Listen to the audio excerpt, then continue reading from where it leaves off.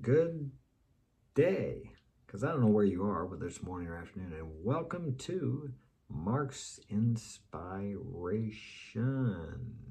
I just finished making a video about 20 minutes long, and I looked up to shut the camera off, and it was never on. That kind of sucks. But we're here now, and let's go with it. The topic of today is why should you marry, or why shouldn't you marry?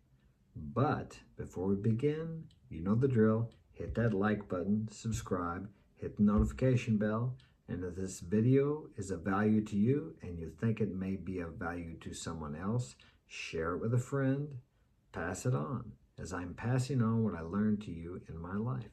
If you would like to get my help personally, check me out, my website, marksinspiration.com. You can learn more about me. I offer consultations, 15 minutes, half an hour, whatever works for you.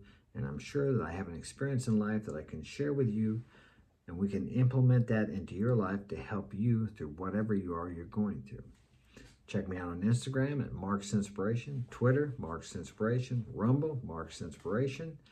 And if you're watching this on Instagram, check me out on YouTube at Mark Daniels, Mark's Inspiration. And check out the Dragon Ship every Saturday at 12:30 p.m. Central Standard Time, and my podcast at 6 p.m. Central Standard Time every Saturday night. Okay, I think that's it. Without further ado, let's rock and roll. What brought this up was I do business with a business around town here, okay? I go in there maybe once a week, once every couple of weeks, and there's this woman that works in there. She's married and got kids, and we always have a nice conversation when we're in there. Sometimes it turns a little negative, but I try to keep it on the positive side. We were talking about how many people in the U.S. don't work, how they don't have to work, and now it's so difficult to find employees. Employers are just struggling to find people to work because the government has given so much money away so easily and are still doing it that people don't have to work here. I know when I travel out of the country and I talk to women, I tell them, if you come to the U.S., you don't have to work. Not because I'm going to take care of them. It's just because the government will take care of them. But she mentioned something that struck me that is really the root of this video today. She said, because she was talking about how easy it was to get money from welfare, and I'm not sure if they call it welfare now, EBT, whatever, they got a card, and cash. And I was telling her it was difficult because over 20 years ago, I had this health issue for a short time, about 6 months or a year, and I couldn't work. The pain was so intense, and they wouldn't help my family. They said I made too much money, but I wasn't making any money at the time because I couldn't work. So you had to actually be, for lack of a better way to say it, you had to actually be kind of a deadbeat and never have worked. Then you could get help from the government. But she mentioned the fact that it was easy now because her and her husband had had some difficult times, and she left with the kids. And I think she told me she left twice.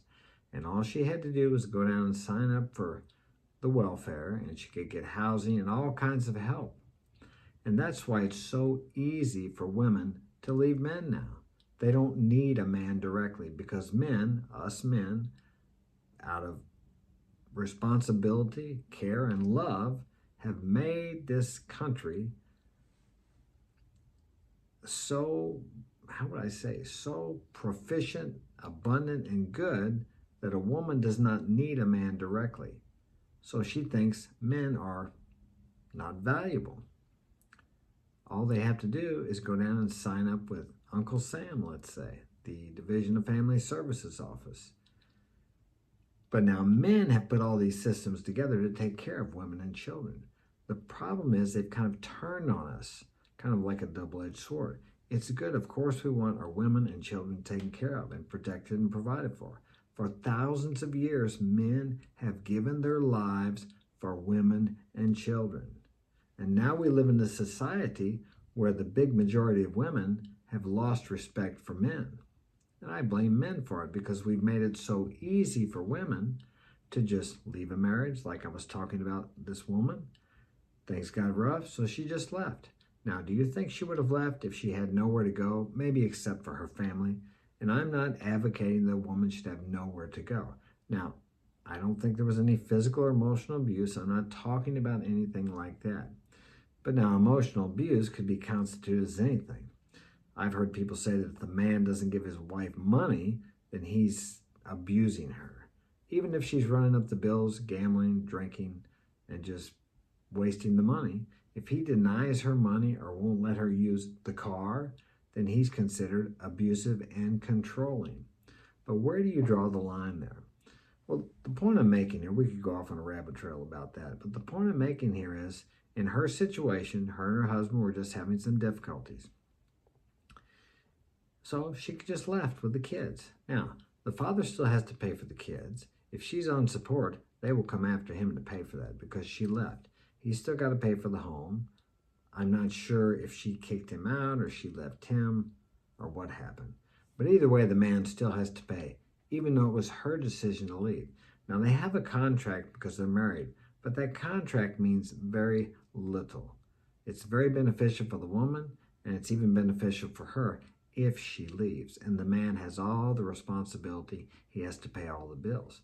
And now in the earlier video, which I didn't make because I didn't have the camera on, I spoke about the child support. If a man doesn't pay child support, and this is for you young guys who are thinking about getting married, not that I want to discourage you from it, but you need to know the facts.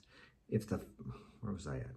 Okay, child support. If he does not pay child support, because she will be on the system, they will throw you in jail. It's as simple as that. But if she doesn't let you see the kids, there's nothing you can do about it.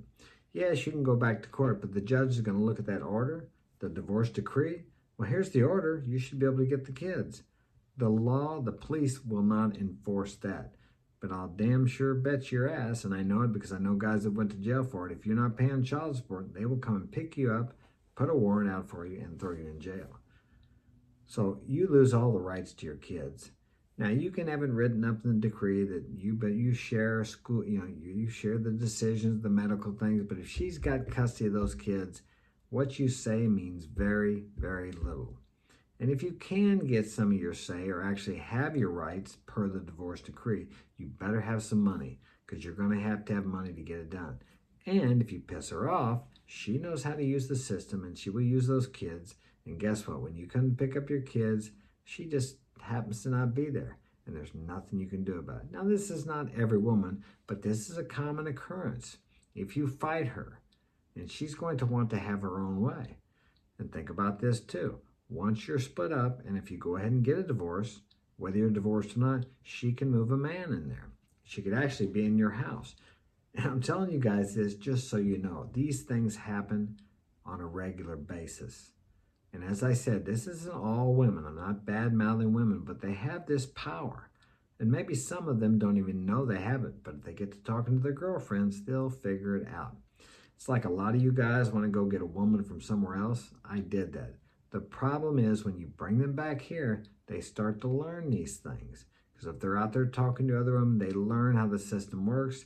And for someone from an impoverished third world country, whether they were really poor or not, comes here and knows that they can get all these programs and survive with just her and the kids, a lot of times they might do that if things get a little tough or if they get bored. Because our culture, the family has broke down considerably here in the last 50 years. You can blame it on whatever you want. It really doesn't matter. What I'm trying to give you here is the knowledge of what can happen to you, how to prevent it. The only way I know how to prevent it, we have a 50% divorce rate, right? 70 to 80% of that is initiated by the woman. You have no control. If she does not want to stay with you, there's nothing you can do. That marriage contract means nothing. It used to. As I said, no fault divorce. I can't remember what I said in that previous ghost video or what I've said here, but no fault divorce. There is no fault. I think Ronald Reagan eliminated that in the 70s. So the contract means nothing. It used to be if she committed adultery, let's say she wasn't taking care of the kids, or let's say she was a drunk, then you would have some say. You may be able to get something if she's a drunk or a drug addict. Possibly. Not always. Because she can check herself into treatment. I'm getting better. And 9 times out of 10, they will give her the children. She almost has to be an axe killer, murderer, before they're going to give you the kids. And I'm not trying to paint a bleak picture. I just want you to know what you're getting into when you get married. And there's no shame in divorce now. There's no shame if she gets pregnant by somebody else like there used to be when I was younger. There's no shame that she broke the agreement, broke the contract, or dishonored God if they're religious, whatever they want, whatever they believe in, or whatever you believe in. It just doesn't mean anything anymore. And as I said, if she doesn't want to work on the marriage and you do, she's not going to. It takes two of you. You both have to honor your commitment. So I'll say this, if you're going to get married, make sure that she honors the agreements that you guys have during the courting period. Watch out for red flags. If she come from a family where her father and mother stayed together, that makes a big difference. How many men has she slept with? That makes a difference. I've had women who are virgins, I've had women who have had some guys, and I've had women who have had a lot of men. And the ones that have a lot of men are easy for them to jump from one guy to another.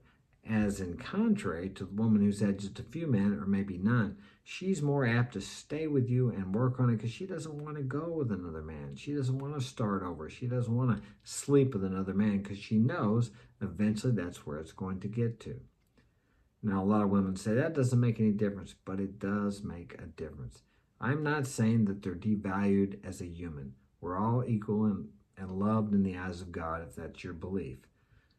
But there's a difference in when a woman gives herself away to everyone. If you look at it like this, ask any woman, would you rather have this new iPhone 14 or this one that's been bought and sold 20, 30 times?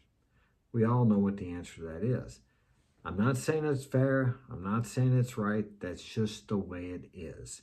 That's the way people look at things. Everybody wants a new car. Well, most people. But as soon as you buy that car and take it off the parking lot, the value drops thousands of dollars. Why? You just drove it off. It's the same car. The same as the way men, most men, look at women. Once somebody's had her, her value drops. Once 5, 10, 20, 30, 40 people had her, her value drops even more. It also affects women more emotionally and changes them each time they give themselves to a man. All a woman has to do is say yes. She can go to any bar, sit down, and somebody will screw her. A man has to go there and put out effort, and he may try all night and go home alone. There's the difference.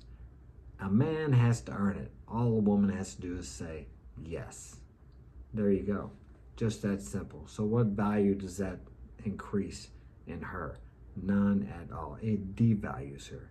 If she thinks so little of herself that she's going to give herself to every guy, how much does she respect herself? Something to think about. And I'm not saying they're bad people. I've had friends. I got an old girlfriend. We weren't never really boyfriend and girlfriend, but she used to come over and was with me. She's been with a lot of different men in her life. If she called me right now and needed my help, as a matter of fact, one time, 30 years ago, I hadn't seen her for 10 years, she was somewhere with some guy she was going out with, and they had a problem, and she got stuck somewhere by herself. I don't know if he left her. And she asked me if I'd come pick her up. I did, because I think a lot of her. But she's not the kind of girl that I would probably, well, she's older now. Maybe I don't like older women, but I prefer the young ones. But I would think twice before having any kind of serious relationship with her, because she's been with a lot of guys. And as I said, I don't think less of her as a person, but I just don't want to try to pair bond with someone like that. And I'm just telling you that you need to be careful with that. Make sure that you've vetted them properly, spend time with them. Don't overlook things that they do that you don't like because they make you feel good physically. I've done this, and that's why I'm telling you. That's one of the faults about jumping right into bed with a girl before you really get to know her, because as a man, she makes you feel good physically, so you tend to overlook important things that you wouldn't were you not having sex with her. So that's something to consider too. So I'm going to wrap it up now, and I think I know what I'm supposed to say at the end here. My tech man, Frank, my son, said, if you like this video, check this one out, because I think you'll like it too. Take care, have a great day, and see you next time.